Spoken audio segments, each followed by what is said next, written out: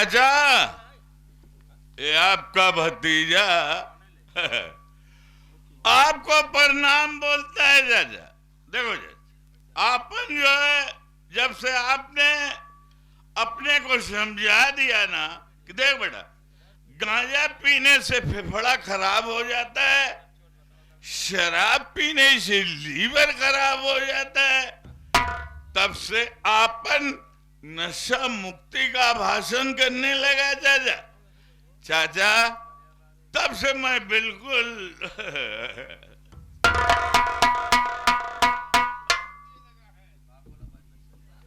राम जयपाल जहीला, मैं तुझे एक बार नहीं सैकड़ों बार समझा दिया कि जब भी तुझे शराब पीना हो तो शराब पी के मेरे पास मत आया करो। और आज मैं तुझे अंतिम बार समझा रहा हूँ कि शराब पीना हो तो शराब पी के मेरे पास कभी मत आना। ठीक कहते हो चाचा, नहीं आऊंगा, लेकिन आज शराब पी के क्यों आया हूं मैं बताता हूं।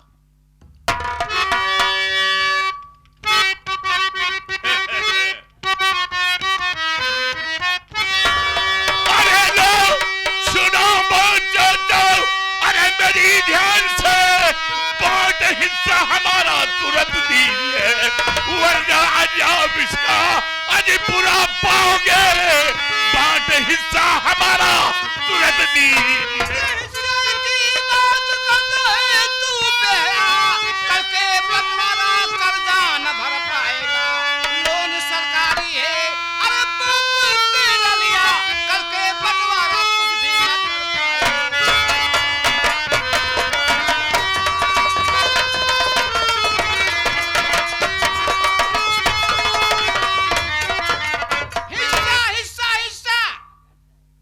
हिस्सा तो तेरा लाखों में 1/2 शेयर है, 1/2 का शेयर है।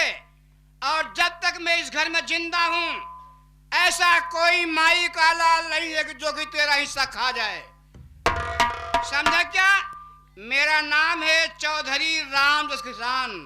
दुनिया का न्याय करता हूं तो क्या अपने घर का न्याय नहीं करूंगा? सुन, बचपन में तेरे माँ बाप खत्म हो गए, तब तू अंडा सा था। आज जौन ट्रैक्टर के पहिया की नाही फूला है, ये हमार देन है। नहीं बेटा, बड़का चक्का की नहीं पचक जाता है, कोई काम न देते। और चाहे हिस्सा लेकर रहा हो तो हाथ बेईमानी कर रहा हो तो वही जगह टाए टाए फिर से कर दी,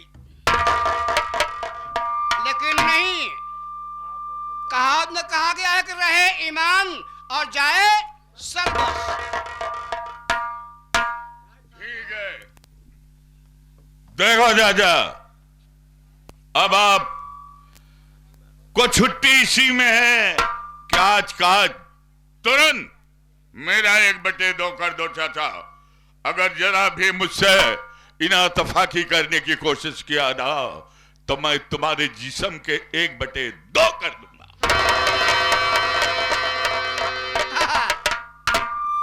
ये हमको गंदी नाली का मच्छर समझ रहा है, गंदी नाली का मच्छर समझ रहा है कि हाथ में आया तो टाए टाए फिक्स कर दिया। बेटा, मैं पहले कह दिया कि तेरा हिस्सा लाखों में 1/2 का शेयर है। समझाना मेरा कर्तव्य है।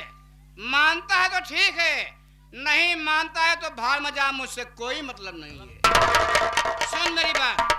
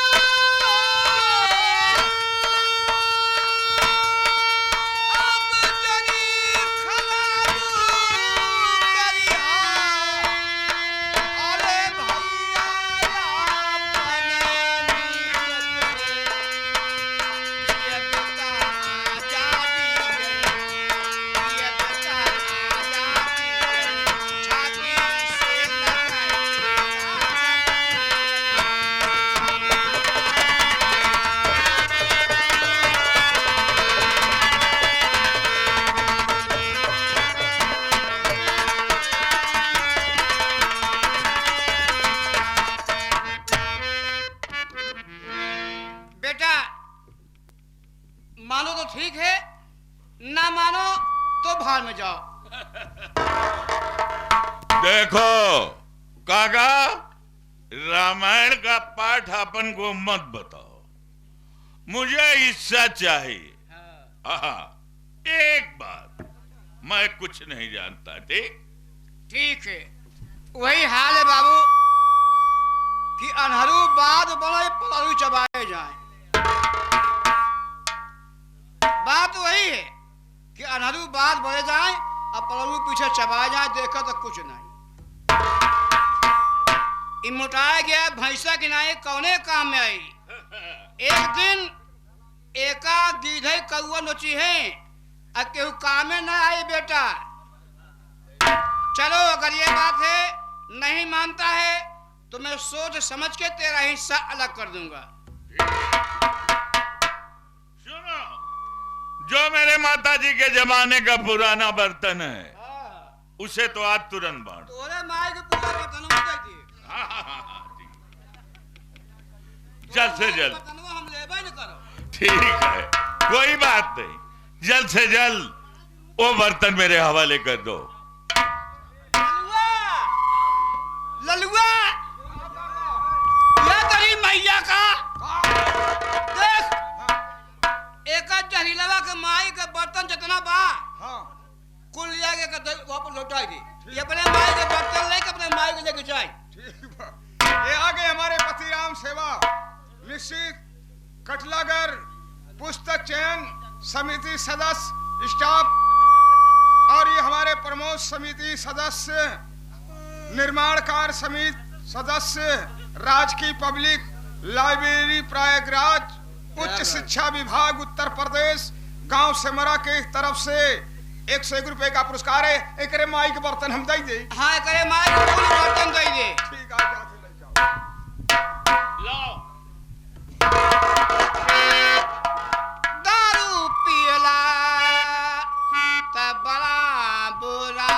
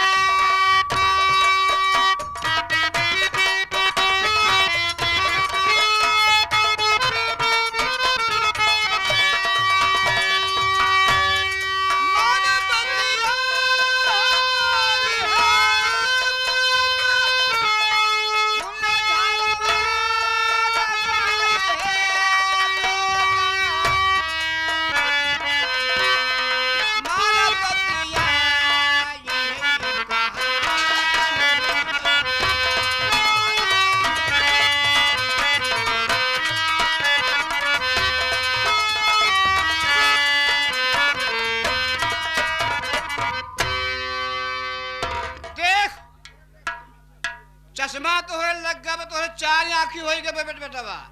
आई देख ला कि तोहरे माई के बर्तन कितना जो गए ही हम मार देवे। एक जंगल हटाए दे कुल लग जाए दे। एमस अपन अलग धरे है। एकरे माई वाला है कुल। अरे एकर मामा जान के है के है? असगर साहब। अच्छा, कटवाली वाले। कटवाली वाले। हां, उनका पहनिया ऐसे बा। चील ले बर्तन कौन दे रहा है? इसको सब भर दे मेरे हिस्से में। हर डाल दे। दे, डाल दे।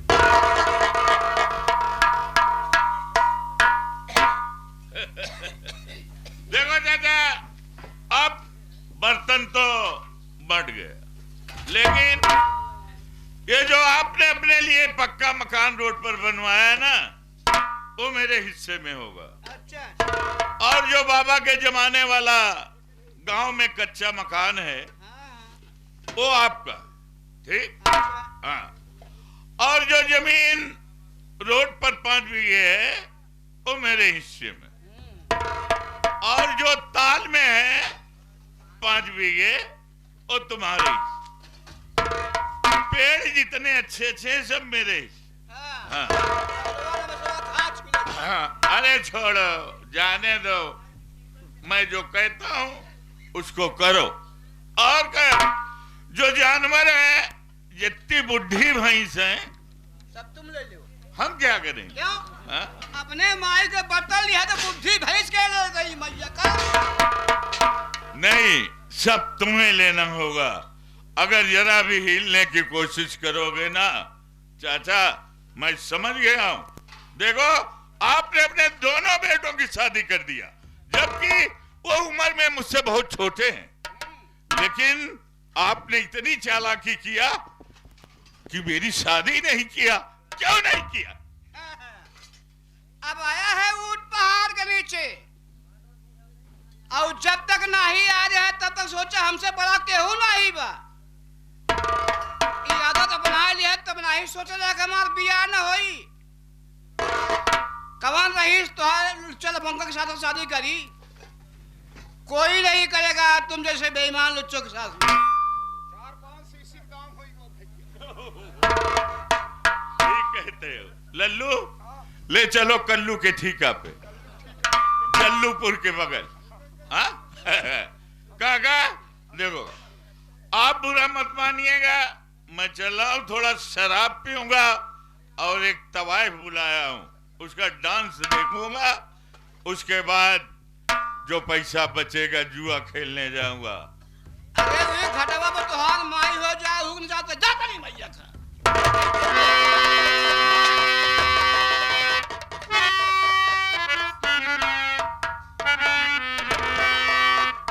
अबे हमार समाज बहुत पिछड़ा बा बाबू, हमार समाज बहुत पीछे बा। खाली जब 14 अप्रैल आवत है तू है एक दिन बड़े आँख खुलत है। काका हो, जौन अंडू पोखरवा है ओका के कदी। उही दे दे, ओकरे माइक दे दे। नाई ले जो धनाई धनाई के बहनिया दे दे मैलानी में तेरी मैया का। अब वो पोखरा ले बंद कर दे।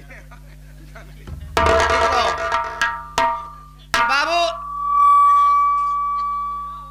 हमारी है समाज ज्यादा पीछे बा, जेके बरतिया आएगा। साज कहे तो महाराजा झूठे जगपति आए। सुनो बाबू, कैसे काका? अरे लिख के संविधान पर आई गैला साहेब, लिख के संविधान पर आई गैला साहेब जी, हमें अध जलवई में छोड़ गैला साहेब।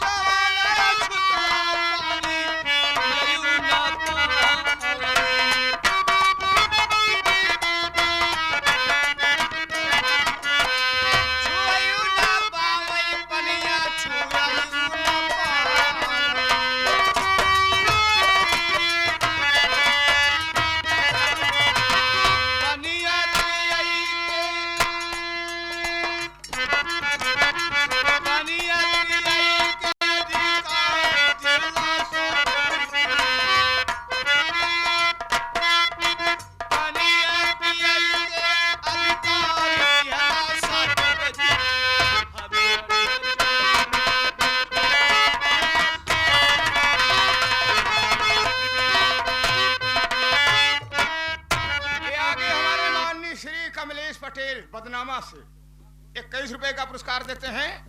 ये सीन देखते हुए उन भैया को नमस्कार पहुंचे। ये बाबू छोटे लाल भारतीय आप साहब मिस्त्री हैं, बाबू बेलक निवासी हैं। आपकी ओर से पुरस्कार भैया को जय भीम जय भारत नमो बुद्धाय मैं साधुवाद करता हूँ बाबू। अरे जवाना छुआ पानी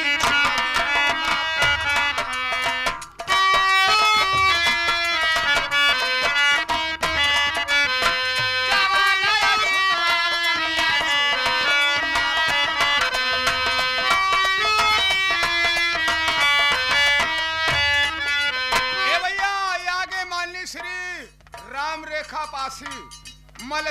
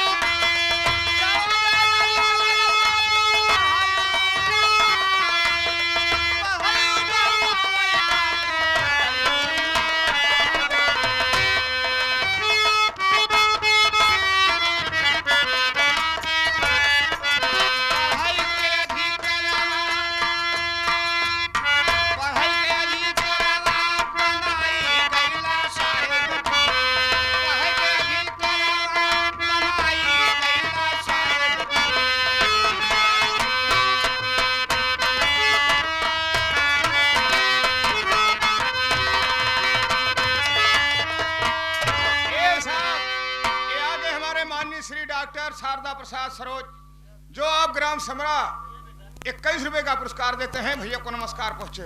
अब आप लोगों की सेवा में अगली सीन पेश होने जा रही है।